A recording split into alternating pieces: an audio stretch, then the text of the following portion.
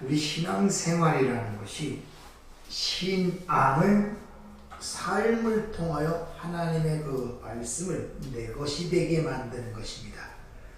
말씀이 육신이 되어 오신 예수님처럼 이제 우리의 육신이 말씀으로 화하는 과정이라고 할 수 있어요. 우리가 머리로 아는 것을 심겨진 대로 가만히 있으면 안 돼요. 씨도 땅에 떨어지면 뿌리가 내리고 싹이 나야 거기에 열매를 맺게 됩니다. 그렇기 때문에 하나님의 말씀이 머리로만 있으면 안 된다는 것입니다. 그러기 위해서는 하나님께서 우리에게 체감할 수 있도록 이 땅의 모든 환경과 여건을 허락하신 거예요.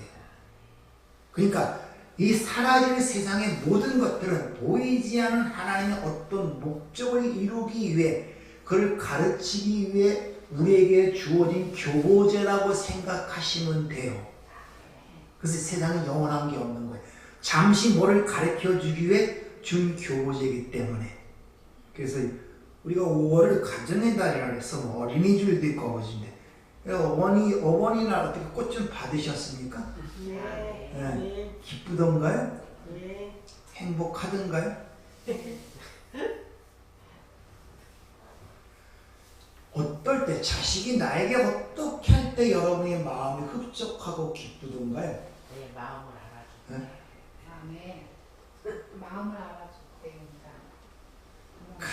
이제 나이가 드니까 좀 알겠죠? 네. 자식이 부모의 마음을 좀 헤아려 줄 때, 네. 그때가 가장 그걸 나를 인정하는 것이 되거든요. 이제 부모가 되니까 아는 거예요. 자식 때는 몰라요. 그래서 하나님께서 당신의 백성들을 다양한 면으로 표현하죠. 하나님은 우리에게 아버지라고 제시하고, 또 우리 구원받은 하나님의 백성들은 하나님의 권속, 가족이라고 표현하고, 또 예수를 우리의 신랑이라고 표현하고 있습니다. 그러니까 여러분의 지금 삶 자체가 하나님의 구원을 가르치고 그것이 무엇인가를 체험과 경험을 통해 알게 하는 거예요. 그걸 알게 하는 거란 말입니다. 그러니까 그런 모든 문제를 거기서만 끝나는 것이 아니라 그것을 통하여 하나님 아버지가 바라고 원하는 것이, 기뻐하는 게 뭔가를 알아야 된단 말이에요. 그러니까 여러분들 오늘 와갖고 하나님이 뭘 원하시고 기뻐하시겠습니까? 하나님이 인정하고 알아주는 거예요. 네. 이건 종교적 의식이 아니란 말입니다. 그래서 영과 진리로 예배하는 자를 찾는다고 요한복음 4장에서 이 얘기를 하죠. 하나님이 영이시니까 알아주길 바래요. 말이 통하기를 원합니다. 그게 예배라고 하는 거거든요. 그럴 때 하나님이 기뻐요. 그 사람이 지금 이 땅에 어떤 신분을 갖고 있고 어떤 학식이 있고 어떤 걸 가지고 있는가를 보는 것이 아니라, 내 자식이 나의 마음을 알아주고 나와 대화가 될 때 그게 진정한 예배가 되는 것입니다. 네. 그게 진정한 예배가 되는 거예요. 그게 안 되면 예배가 되질 않아요. 왜? 부모 마음을 알아주지 못하는. 근데 우리는 육적인 부모들은 완전치 못하기 때문에 자기 중심적이죠. 자기 중심적에 부모라 하더라도 자기 중심에서 모든 걸 보게 된단 말입니다. 근데 하나님은 우리의 유익을 위해서 모든 걸 봐요. 자기 중심이 아니라 우리 유익을 위해서. 그래서 하나님께서 이처럼 사랑하사 독생자를 보내셨다, 이렇게 이야기를 하고 있다는 것입니다. 그 모든 걸, 하나님의 그 모든 사랑, 그 모든 걸 줬다는 걸 한 단어로 표현하는 것이 지난주의 말씀처럼 사도 요한이 간절히 너에게 알기를 원하는 것이 뭐냐? 영생이 있음을 알게 하기 위해서 지금 이 요한일서를 쓰고 있다는 목적을 이야기합니다. 영생이 너희 안에 있다는 거예요. 그 영생. 그 영생은 하나님의 것이죠. 그러니까 하나님의 것이 우리 안에 들어와 하나님과 우리가 공유되고 있다는 사실이에요. 소통이 된단 말이에요. 말이 통한단 말이에요. 이심전심이 된단 말입니다. 그렇게 너희 안에 그렇게 영생이 있음을 확신하는 결과로 나타나는 게 뭐냐? 오늘 본문 말씀이에요. 담대함을 갖게 되는데 그의 뜻대로 무엇을 구하면 들으시는 줄을 알게 된다는 거예요. 네.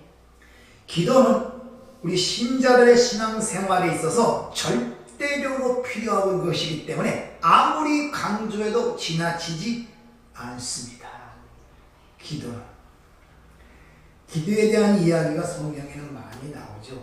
우리의 믿음의 조상이라는 것은 단순히 위에서 났다는 것이 아니라 그것이 하나의 모범 케이스, 모델 케이스란 말이에요. 그러니까 아브라함의 인생은 하나님께서 당신의 백성들을 어떻게 만들어가는 그 과정을 보여준 하나의 모델이 아브라함이에요. 그래서 아브라함이 갈대아울에서 우상을 섬길 때 하나님이 그를 찾아가 그를 꺼내서 그를 애굽에 살게 하다가 애굽의 광야까지 집어넣었다가 다시 나와 어디 가나안 땅까지 이끌어내는 그 여정이 바로 내가 너희를 어떻게 구원해내는가를 보여주는 여정이란 말입니다. 근데 거기서 가장 중요한 문제가 뭐냐면 그렇게 하나님은 당신의 뜻을 당신의 백성들을 통해 이루시는데 소돔과 고모라의 이야기가 나옵니다.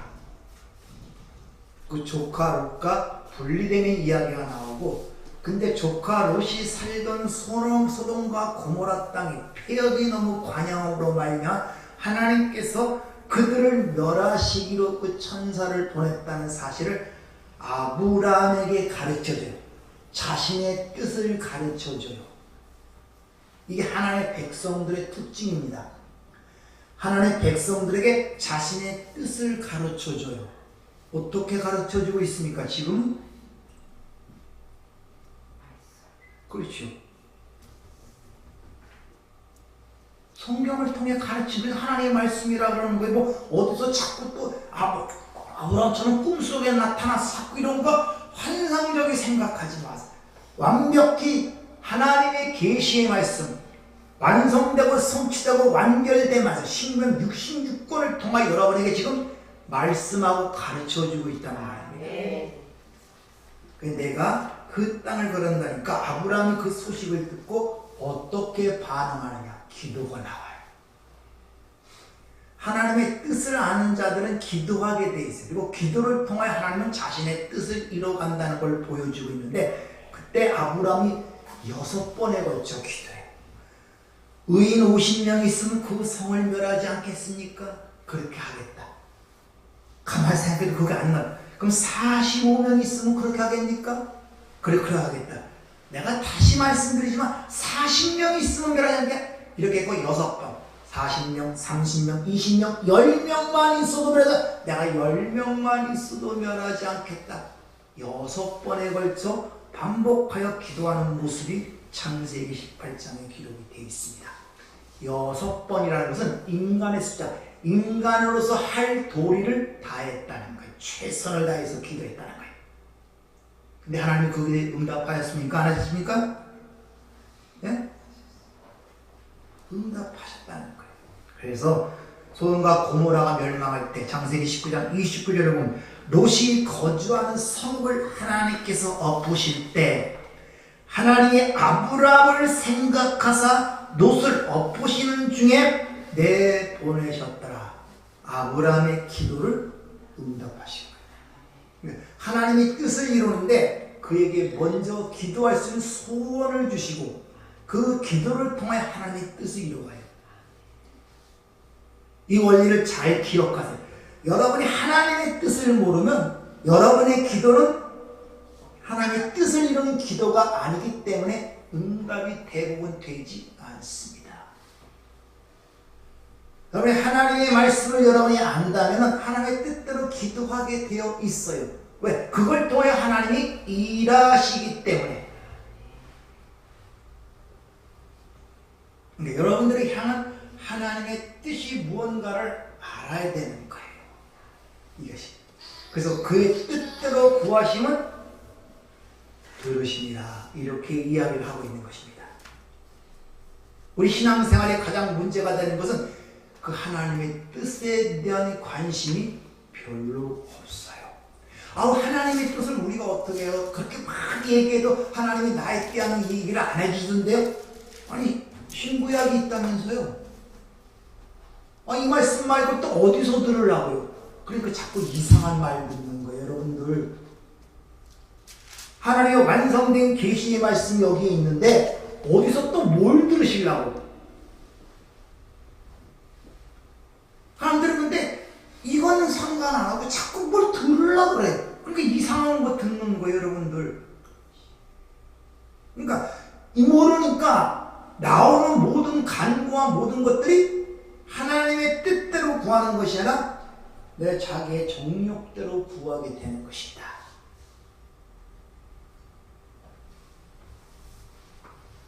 왜 그러냐? 뜻을 몰라서 그래. 왜 그러냐? 자기 안에 영생이 있음을 확신치 못하기 때문에 그래요. 하나님과 나와 공유가 돼야 되는데 공유가 되질 않으니까 단절이 되는 거예요. 그래서 소통이란 말이 이 시대에 또 하나의 화제인데 소통이 되질 않아요. 그러니까 서로 답답한 거예요. 말을 못 알아먹으니까.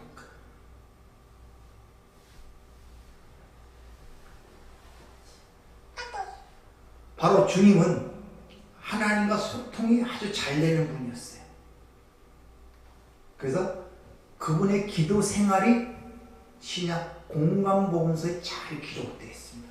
밤늦도록 기도하시고 한적한 곳에 기도하시고 따로 기도하시고 새벽 미명까지 기도하시고 무엇보다 겟세마네 동산의 기도는 우리에게 기도의 정석을 보여주고 있죠. 특히 12사도를 택할 때 밤새워 기도했다고 성경은 기록하고 있습니다. 그래서 누가복음 18장 1절에 보면 항상 기도하고 낙심치 말아야 할 것을 비유로 말씀하시되 하면서 비유가 나옵니다. 항상 기도하고 쉽게 말하면 기도하지 않으면 낙심하게 된다는 것입니다. 어긋나고 잘못되게 된다는 거예요. 낙심한다는 것은 뭐든지 쇠퇴하고 용기를 잃게 되고 지치게 된다는 거예요. 여러분의 삶이 힘들고 지치십니까? 기도하지 않아서 그래요. 주님이 그렇게 말씀하잖아요. 답답하십니까? 기도하지 않아서 그래요. 기도하지 않아서. 엉뚱한 데 신경 쓰고 있어서 그래요. 기도하지 않으니까 맨날 낙심하는 거예요. 낭망하는 거예요. 삶이 지치는 거예요. 답답한 거예요. 지루한 거예요. 두려운 거예요. 불안한 거예요. 왜? 아무것도 안 보이거든. 아무것도 안 보이거든. 부딪혀 넘어져도 뭐가 장애물이 있는지, 내 다리가 잘못된 건지, 앞에서 뭐 걸려 넘어건지 모른단 말이지. 우리가 하나님의 백성으로, 즉 하나님의부터 난 하나님의 자녀로서 가장 큰 특권이 뭐냐 하면 바로 기도라는 것입니다. 아멘. 이게 단순한 문제가 아니라 하나님의 성품이 하나님의 누구인 줄 알게 되면 기도라는 자체가 얼마나 큰 특권임을 깨닫게 돼요. 그래서 주님이 아버지라 부르는 그 하나님에 대해서 붙이는 칭호가 딱 두 번 있습니다. 거룩하신 아버지요, 의로우신 아버지요, 이래요. 그러니까 하나님의 성품이 그렇거든요. 그러니까 그 앞에는 죄인은 나아갈 수도 없고 말을 붙일 수도 없죠. 그런데 하나님의 그 은혜의 보좌 앞에, 영광의 보좌 앞에 우리의 나가 간구를 올 수 있다는 게 얼마나 큰 특권이라는 것이죠. 세상에서도 대통령 앞에 아무나 나가지 못합니다. 여러분 뉴스 보니까 BTS인가 뭔가 그냥 멕시코 뭐 대통령인가 그 궁전에 뭐 초대돼 갖고서 뭐 나왔다고 뭐 엄청난 특권을 받고 막 국빈 예우를 받았다고 막 떠들어. 그것도 세상이 떠들썩하고 그렇게 난리를 치는데 하나님 앞에 나아가 우리의 요구를 얘기할 수 있는 자체가 이게 얼마나 큰 특권인 줄을 모른다는 것입니다. 아멘. 왜? 여러분의 영생이 있음을 확신치 못하기 때문에 그분과 같은 것을 공유하고 있음을 알지 못하기 때문에 그렇다는 것입니다. 이미 이 기도에 대한 이야기는 사도 요한이 앞서 이미 언급합니다. 요한일서 3장 21절 이하에 보면 사랑하는 자들아 만일 우리 마음이 우리의 책망할 것이 없으면 하나님 앞에 담대함을 얻고 무엇이든지 구하는 바를 그에게 받나니 이는 우리가 그 계명을 지키고 그 앞에 기뻐하시는 것을 행함이라 이렇게 이야기를 합니다. 근데 그만큼 이 기도가 중요한데 반대로 또 이 기도가 그만큼 우리 신앙생활에 혼란을 가져오고 잘못 이해되는 것도 없습니다. 여러분 기도가 뭡니까? 한번 생각해 보셨습니까? 성경은 기도에 대해서 많이 강조를 하고 있는데 믿음의 사람들은 다 기도의 사람이었어요.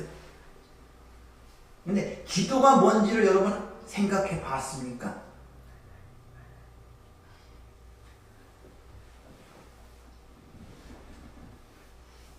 이 여호와의 증인교나 뭐 구원파나 이런 사람들은 기도가 필요 없다는 것입니다. 왜? 하나님은 모든 일을 알고 계실 뿐만 아니라 하나님의 뜻에 의하여 결정되고 작정되어 있는데 왜 기도가 필요하냐? 이런 질문을 통해 자기들의 의견을 주장합니다. 여러분은 어떻습니까? 하나님은 다 알고 계시잖아요. 그리고 우리가 어떡하든지 하나님의 뜻대로 결정된 대로 그 일을 할 거 아닙니까? 근데 무슨 기도가 필요합니까?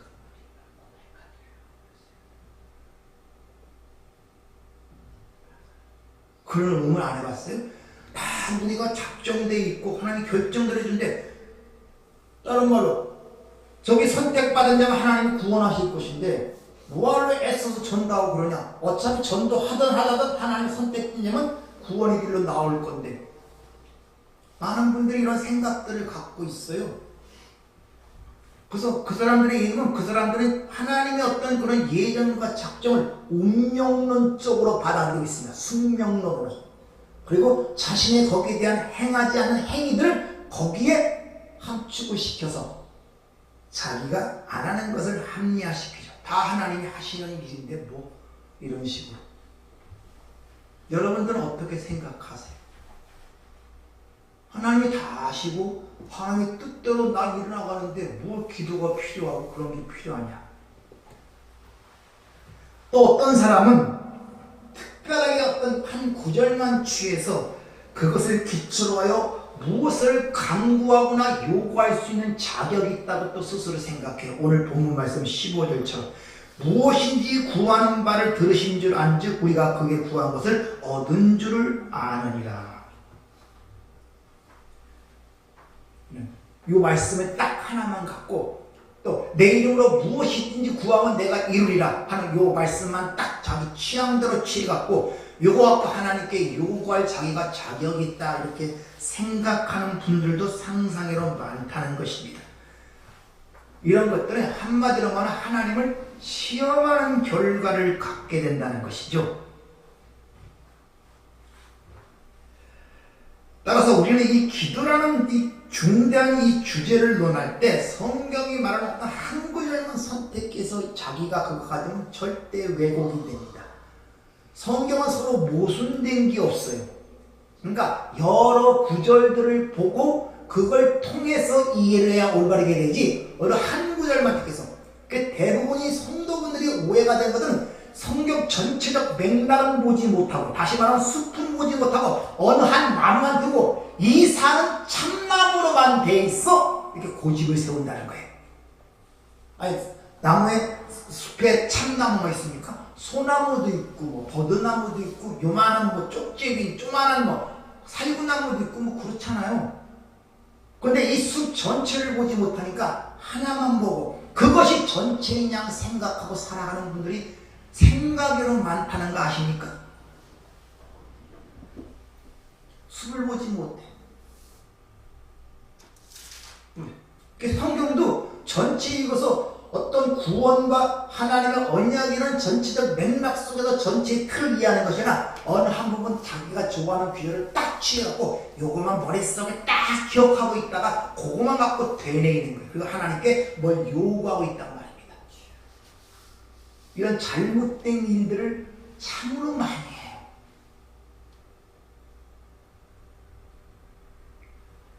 그것이 신앙생활에 얼마나 많은 혼란을 가져오고 의혹과 의심을 가져오는지 몰라. 왜? 그렇게 해봤자 그 기도는, 그 간구는 결국 실패하게 돼 있고 더 낙심과 절망으로 빠지게 되어 있다는 것입니다.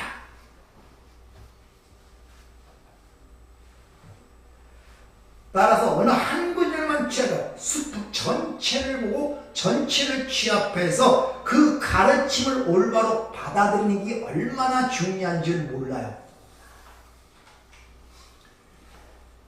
기도는 우리가 이해하지 못한 신비한 요소들이 있는 건 당연합니다.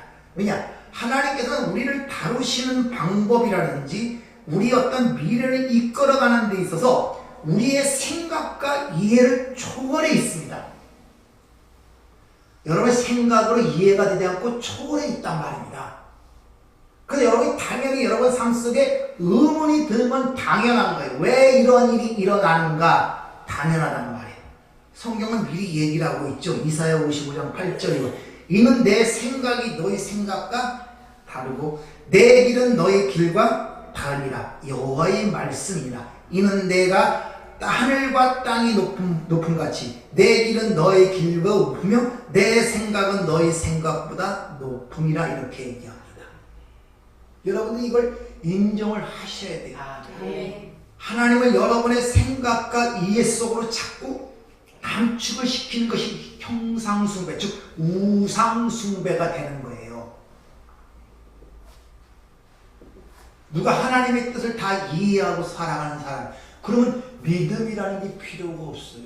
다 알고 살아가는데 무슨 믿음이 필요합니까? 다 이해 못해요. 아니, 다 이해 못하는 정도가 아니라 10%도 이해 못할 거예요. 우선 내 삶 자체가 뭔지를 모르는데, 여러분의 주어진 모든 환경 속에 하나님의 뜻을 깨닫지 못하는데 안 된다는 말입니다. 그러나 성경은 어디서나 우리에게 기도가 필수적이고 중요하다는 것을 가르쳐주고 있다는 것입니다. 이건 교회사를 통해서 볼 뿐만 아니라 구약의 많은 믿음의 사람도 다 기도의 사람이었음을 우리에게 보여주고 있다는 것입니다. 다시 말하면 하나님께서 자신의 뜻을 이뤄가지고 보여주시는데 그 일을 어떻게 이루시느냐? 바로 사람들의 기도를 통해 자신의 행을 이루가시는 거예요. 쉽게 말하면 지금 자연 만물 속에 하나님의 자신의 섭리를 두어 이걸 명령하시고 주관을 이끌어 가시거든요. 그 원리 속에서 자연 만물 속에서, 그러니까 사계절의 변화라든지 운동이라든지 모든 것들이 마찬가지입니다. 이와 같이 하나님께서 자신의 일을 하시는 데 있어서 어떤 방법을 택하시냐? 당신의 백성들에게 자신의 소원을 두고 기도하게 하심으로 말미암아 그 일을 이뤄가시는 방법을 선택하셨단 말이에요. 이해가 되십니까? 그럼 여러분 형제자매의 공헌을 위한 소원이 있어야 될 거 아닙니까? 그래야 그 일을 통해 이뤄가실 거 아니에요. 아멘. 얼마나 소원을 갖고 계세요? 아직도 내 아들, 내 남편, 내 아내 이런 개념에서 못 벗어나잖아요. 세상적 관점에서. 이건 내 남편, 내 자식, 내 아들이야? 진짜 여러분 자식이고 여러분 남편이고 여러분 아내입니까? 진짜 그래요? 자신의 것입니까? 내가 벗어났으니까 내 것입니까? 그러니까 맨날 실망하고 낙마하고 울고불고 하는 거예요. 하나님의 뜻이 뭔지를 모르는 거예요. 내 소유를 알고 있단 말입니다. 내 생각으로 판단하고 있단 말입니다. 그리고 내 이 관계 속에서 모든 걸 바라보니까 상처가 되고 힘이 들고 고집이 생기고 변하지 않는 거예요. 그 영혼이 왜 안 보이냔 말이에요. 왜 그 영혼이 안 보이냔 말이에요.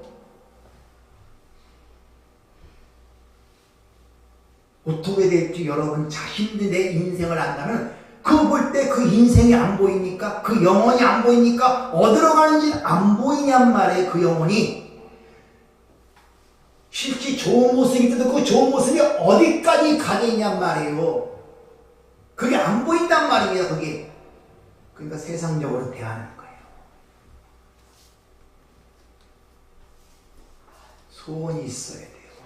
아멘. 그걸 기도하게 만든단 말입니다. 아멘. 여러분들. 그러니까 생기는 일들이 나를 향한 하나님의 어떤 것으로 보지 못하고 세상적으로 받아들이면 다 힘들고 어려울 뿐이에요. 고통이고, 그리고 그것이 자기로 올바르게 보지 못하는 연으로 인하여 나타나는 것을 보지 못하고 그 상대를 탓하는 거예요. 그리고 주변 환경을 탓하는 거예요. 왜? 그 모든 삶의 목적과 그 목표가 이생이라는 것에 집중되어 있기 때문에 잠시 함께 있다가는 그 인생이 모든 것으로 보이기 때문에 위의 것이 안 보여. 영원한 것이 안 보여. 그러니까 거기서 기지고 볶고 싸우고 미움이 생겼다가 또 어느 때는 애증이 생겼다가 막 이런 일로 왔다 갔다 하는데 그게 고통인 줄 모르고 기도하세요. 아멘. 인간에게는 영혼이 중요한 거예요. 여러분들. 아멘. 영혼이 하나님이 그 한 영혼을 구원하기 위하여 그 아들을 이 땅에 보내셨다고 성경은 우리에게 일러주고 있다는 것입니다. 아멘. 따라서 기도는 우리가 살아가야 할 이유를 우리에게 주는 하나님의 뜻이란 말입니다. 다시 말하면 우리 육적 생명에서 호흡이 있어야 되듯이 영적 호흡이 기도예요. 기도라는 것이 그러니까 뭐 특별한 날 이렇게 뭐 교회라는 장소에 와서 막 거기서 막 하는 그런 정도가 아니란 말입니다. 이것은 우리의 삶, 호흡이 삶이잖아요. 우리 호흡이 뭐 교회에서만 호흡합니까? 밖에서도 호흡하고 어디 가서도 호흡이 필요한 기도가 마찬가지란 말이야.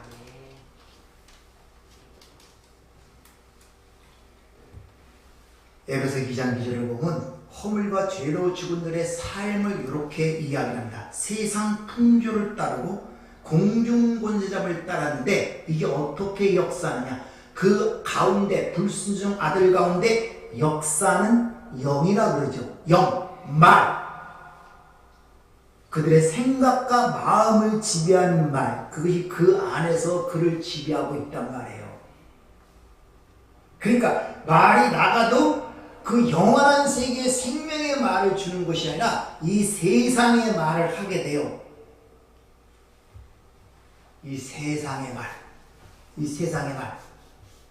그리고 잘 살고 출산에서는 수십 년을 걸쳐 계속 얘기하지만 네 영혼이 어떻다에 대해서는 이야기를 하지를 못하는 거예요. 그 얘기를 못해요.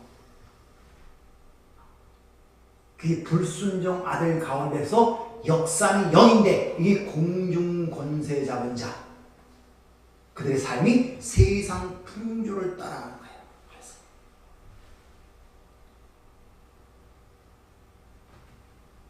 그래서 다 그 길로 가니까 안 따를 수가 없어. 세상 풍조가 그래. 그래서 좁은 길로 가라 그러잖아.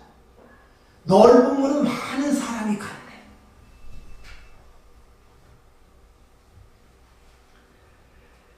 오늘 사도 요한은 우리에게 확신을 가지고 기도하기 원한다면 무엇보다 우리 자신이 하나님께 받아들였다는 것을 알아야 한다는 것입니다. 어떻게? 우리에게 영생을 주었으므로, 우리에게 영생이 주었음을 확신한다면, 내가 소유한 것을 확신한다면 하나님이 우리를 받아들였다는, 자기의 자녀로 삼으셨다는 증거가 내가 영신이 있다는 확신이란 말입니다. 그래서 영신의 확신이 갖다는 게 중요하다는 것입니다. 다시 말하면 하나님이 내 안에 계시고 그분이 나를 향해 길을 기르고 계시다는 사실을 믿어야 한단 말이에요. 그러니까 내 안에 나와 하나가 되어 있는 그분에 대해서도 귀가 멀어 있는데 들리질 않는데 내 밖에 떨어져 다른 개체로 존재하는 사람과 어떻게 소통이 더 쉽게 되겠습니까? 안 되는 거예요. 그러니까 다른 말을 하는 거죠. 다른 말들을 하고 살아가는 거죠. 여러분 잠깐만 신경을 써갖고 조금만 생각하면 얼마나 같은 공간에 있는데 다른 세계에 살고 있다는 게 얼마나 느껴지는 줄 여러분 아십니까? 바로 눈앞에 있고 옆에 앉아있는데 이 간격이 하늘과 땅처럼 좀 느껴질 때가 있냔 말이에요, 여러분들. 같은 공간에 있는데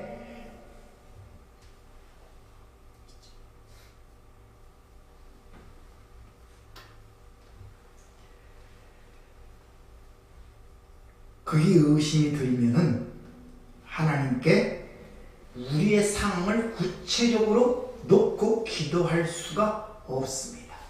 의심이 드는데 의심 나면 말이 더 줄어들죠. 왜? 의심 나니까.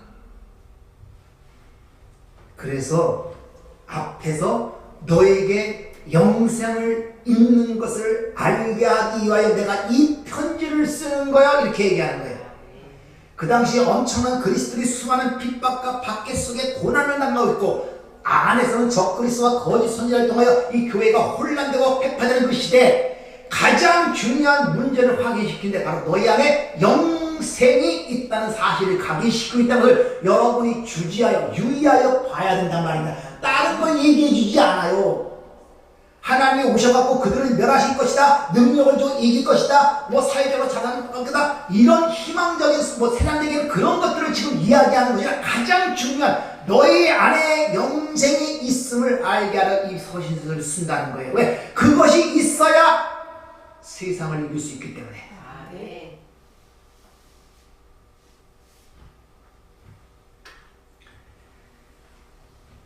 내가 하나님의 자녀임을 안다면, 하나님이 나의 아버지임을 안다면 그분은 지금 나와 함께 계실 뿐만 아니라 나에게 귀를 열어 내 말을 듣고 계시다는 것을 알아야 된단 말입니다.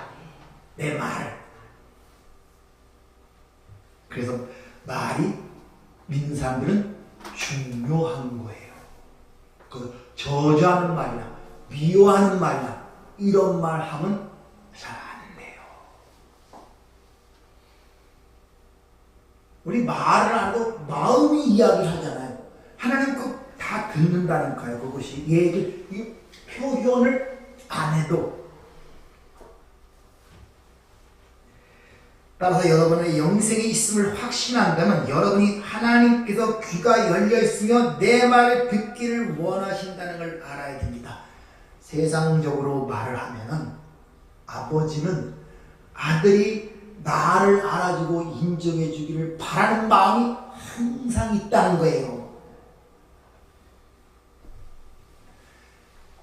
전화 걸면 부모님이 전화 오면 별로 할 말도 없이 전화 와요. 잘 있냐? 그리고 끊어요. 별 말도 없이. 애들은 잘 있냐? 끊어요 또. 여러분 무슨 일이 있으신가? 처음에는 잘 몰랐어요. 부모가 그 마음, 그 한마디 말이 얼마나 그 마음에 간절한 것이 있는지 못 느꼈어요. 애들 잘 있냐? 뭐 별 얘기 있습니까? 그럼 아무 생각 없이 애들 잘 댕기죠. 아버지나 건강하세요. 또 전화 와요. 별일 없냐? 아, 별일 없어요, 아버님. 뭐 별일 있으면 전화를 걸었겠죠. 그걸 또 끊어요. 세월이 지난 다음에 그 악을 알아요. 그 마음을. 하나님이 그런 마음을. 조금만 알아주길 바라는 거예요. 인정해 주길 바라는 것입니다. 네. 근데 우리 삶이 너무 바빠갖고 인정이 되질 않아요. 기억이 되질 않아요. 상기가 되질 않아요.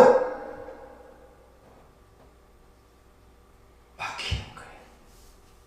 그리고 여전히 사라질 끝에 모든 시간과 생각과 모든 자원이 거기에 빠져나가는 거예요. 거기에서.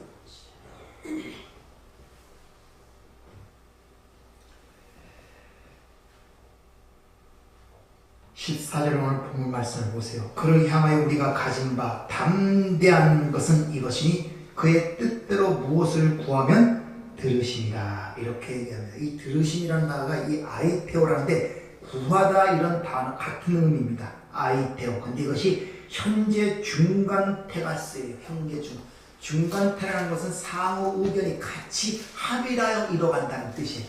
그러니까 어떤 대상이 주관이 자신의 일을 할 때 대상과 목적이 같이 하나가 되어 어떤 걸 이뤄갈 때 헬라어에서 중간태를 사용합니다. 그러니까 기도가 하나님께 받아들였음을 확인할 수 있기 전에 오늘 사도 요한이 몇 가지 전제적 조건을 우리에게 얘기하고 있어요. 무조건 되는 것이 아니라 그 첫째는 오늘 본문에 쓰는 뜻대로 구하면, 뜻대로 구하면. 근데 그 하나님의 뜻이 어디에 계시되어 있다고요? 맛있었어. 성경을 모르고 있지 않는데 무슨 그 뜻대로 구하게 됩니까? 내 정욕대로 구하게 되지.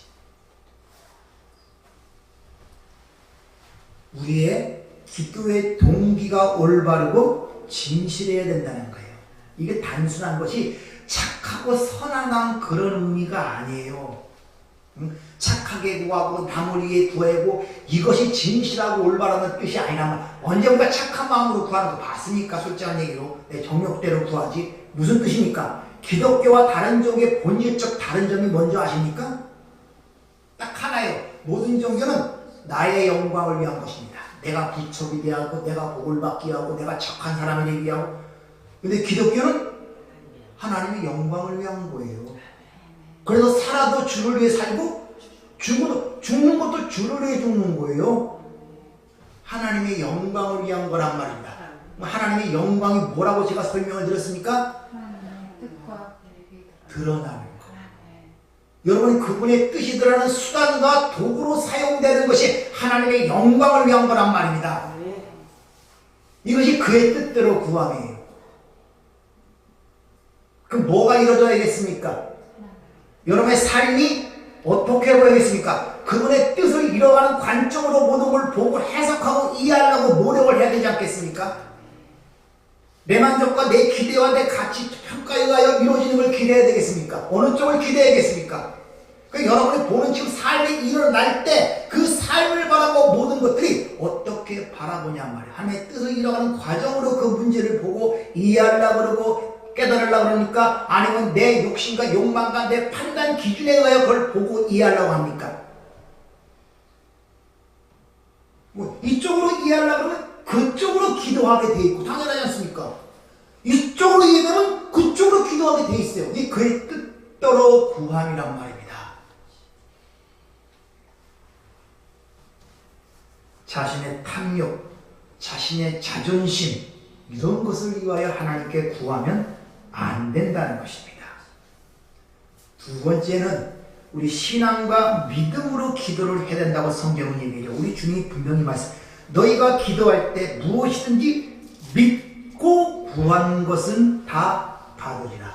믿고 구하는 것은. 믿음이 뭐라 했습니까? 하나님의 아들을 믿는 것. 믿음은 바라는 것이 울지 않는 것. 쉽게 말하면 믿음이라는 것은 이 지상에 보이지 않는 것들이에요. 영적인 것들이란 말입니다.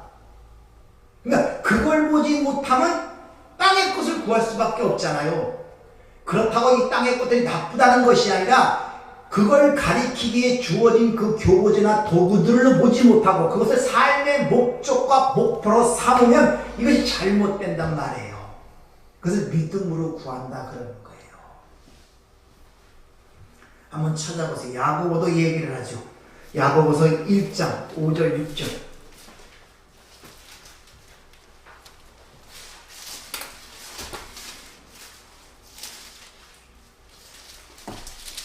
야고보서 1장 5절 8절 함께 같이 읽도록 하겠습니다. 시작. 너희 중에 누구든지 지혜가 부족하거든 모든 사람에게 꾸리 주시고 꾸짖지 아니하시는 하나님께 구하라. 그리하면 주시리라. 오직 믿음으로 구하고 조금도 의심하지 말라. 의심하는 자는 마치 바람에 밀려 요동하는 바닷물결 같으니 이런 사람은 무엇이든지 주께 얻기를 생각하지 말라. 두 마음을 품어 모든 일에 정함이 없는 자로다. 뭘 구하다? 지혜를 구하라고 해서 소피아 하나님의 지혜예요. 그러니까 하나님의 뜻을 구하라 이 말이에요.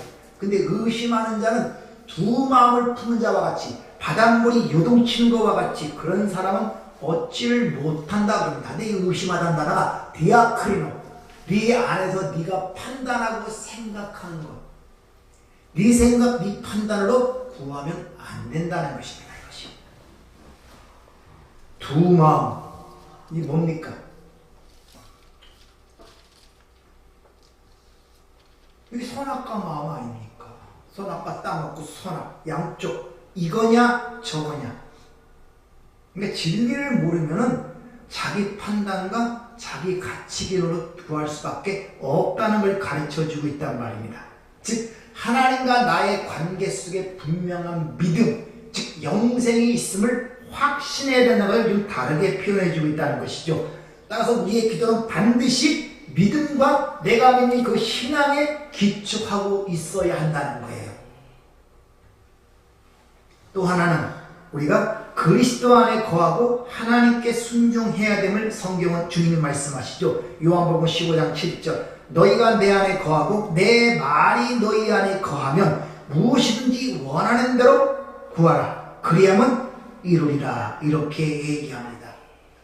자, 너희가 내 안에 거하는 것이 뭐냐 하면은 내 말이 너희 안에 거하는 것과 같다 이 말이에요. 카이, 대등, 동교, 족선다. 그게 같은 말이에요. 근데 내 말이라는 것은 우리가 일반적으로 마땅히 보이는 말씀, 로고스가 아니라 내 말하는 단어가 쓰이는데 그 진리를 깨달아 아는 것은, 즉 진리를 갖는 것을 내 말이 너희 안에 거한다 이런 말이에요. 그렇게 그 말이 그 안에 진리에 거하게 되면 너희가 원하는 대로 구하라 그러죠. 그러면 이 실상이 무엇인가를 알게 돼요. 다시 말하면 앞에서 얘기했지, 이 세상이 악한 자 안에 처했다는 것, 이 세상이 앞으로 장망성이라는 것, 이 모든 것들은 공중권세 잡은 자, 죄악, 죄의 질 아래 있다는 것을 깨닫게 된단 말이에요. 그러면 그 안의 것을 구하지 아니할 수가 있잖아요. 그걸 모르면 그 안의 것을 구할 수밖에 없단 말입니다. 그래서 말, 로고스가 거하는 것이야. 로고스는 예수님이 육신에 갖고 오신 것을 로고스라고 하는 요한복음 1장에서 말씀이 육신이 되어 그 말이 그 뜻이거든요. 근데 그것이 육신의 예수로 모이면 안 된단 말입니다. 다시 말하면 내 밖에 예수로 모이면 안 된단 말입니다. 그것이 말로 내 안에 들어와야 돼요. 부활절에 설교를 들었죠. 어떻게 부활을 이해하느냐. 그 말씀이 내 안에 들어올 때 눈앞에 보이는 예수가 사라짐으로 그분이 부활하심을 깨닫게 된단 말입니다. 이 말이 너희 안에 거한단 말이에요. 그리하면 이루리라. 왜? 그 말씀이 대로 이루어지기 때문에. 그분의 말씀이 우리 안에 거하되고, 그걸 또 다른 말로 그 계명을 지켜야 된다. 텔라오, 지킨다는 뜻과 doing, 행함을 얘기하는 것, 텔레오, 마음에 보존하고 내가 keep, 간직하다 이런 뜻이에요. 한번 제가 물어보겠습니다. 어떤 문제가 발생됐을 때 여러분의 떠오른 하나님의 말씀이 적합해서 아 이거구나 깨달은 적이 있습니까?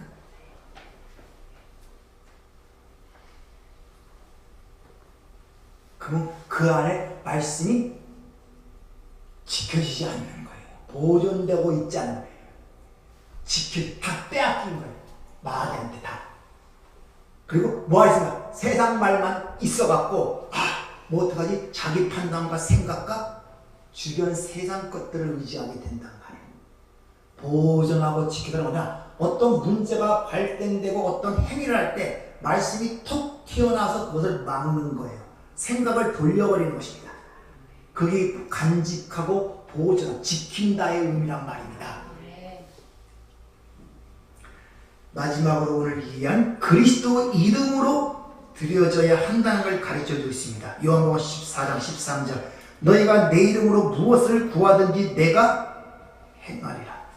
내 이름을 아버지께 무엇을 구하든지 다 받게 하리라. 내 이름으로, 예수 그리스도의 이름으로.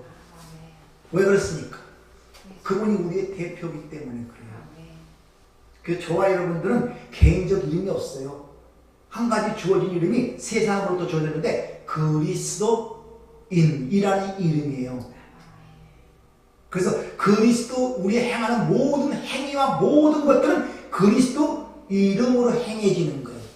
그러니까 여러분의 말 한마디, 행위, 판단, 이 세상의 모든 삶이 누구의 이름으로 행해진다? 그리스도 이름으로 행해지는 거예요. 그리고 행동거지가 조심할 수밖에 없어요. 함부로 화를 내려도 그 생각이 바짝 들어오는 거예요. 내가 이러는 것은 내 이름으로 하는 게 아니라 그리스도의 행해지는 것인데 나를 드러낼 수가 없잖아요. 그러면서 행동이 점점 제어가 되고 올바른 길로 자꾸 내 삶이 이끌어져 가는 것입니다. 그러니까 여러분 삶 속에 행동과 판단과 어떤 일을 할 때 이런 것들이 내 안에 드러나냔 말이에요. 그래서 내 행동을 제한하거나 판단을 바꾸거나 하는 일들이 삶 속에 드러나냔 말이에요. 아니면 그들이 육신적으로 보고 막 다투고 너 이런 것이 아니라, 그래서 세상에서도 그렇게 살지를 못하니까 주일만 그리스도인이라는 말이 나오는 거예요. 교회에서 참 착실하고 선량한 그리스도인들, 밖에 나가면 세상보다 더 막 아주 그거 안에 왜 그런 일을 하겠습니까? 거기서는 그리스도 이름으로 살지 않기 때문에. 여기서 반대가 돼요. 여기서 내 실체가 발가 벗겨져야 되고 밖에 나가서 모든 행위가 그리스도 이름으로 행해진다는 사실을 자기가 자각하고 있어야 한다는 것입니다. 왜? 사도행전 4장 17절 다른 이로서는 구원을 받을 수 없나니 천하 사람 중에 구원을 받을 만한 다른 이름을 우리에게 주신 일이 없습니다. 여러분이 세상에서 박사가 되고 아무리 부귀영화를 누리고 대통령, 국회의원, 장관이 되더라도 그 이름으로 그들을 구원받는 것이 아니라 예수 이름에는 구원이 없기 때문에 그래요.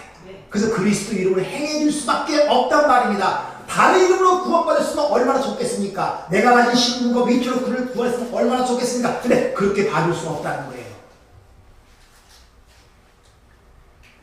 우리에게 영생이 있고 우리가 하나님의 자녀임을 아는 이 진리로부터 이끌어낼 수 있는 이런 결과가 바로 우리가 확신 있는 기도를 만들어낼 수 있고, 이런 지식이 여러분의 기도를 변화시키고 능력 있게 만들 수 있단 말입니다. 하나님께서 여러분 확신과 거룩함과 담대함을 베푸사 우리 상황이 어떠하든지 그것을 확신 있게 간구하기를 부탁을 드립니다. 그 기도를 통하여 하나님의 역사심을 맛보기를 주의 이름으로 축원합니다. 은혜롭고 자비로우신 아버지 하나님 감사를 드립니다. 오늘 우리가 드리는 기도가 무언가를 다시 한번 생각해 봤습니다. 우리는 아무 생각 없이 기도를 드린 것 같지만 이 기도 안에는 하나님 나라의 완성과 하나님 나라의 확장과 하나님의 역사심이 그 안에 담겨 있음을 오늘 우리가 알았습니다. 주님, 하나님의 뜻을 이루기 위해서는 우리가 기도해야 되고 아버지께서는 그 기도를 통하여 역사하시는 줄 믿습니다. 기도가 끊기지 않게 하옵소서. 항상 기도하게 하옵소서. 담대한 기도를 통하여 우리의 상황이 어떠하든지 하나님이 함께 하심이 우리 삶을 통해 증거하도록 역사하여 주시옵소서. 예수님 이름으로 기도합나이다. 아멘.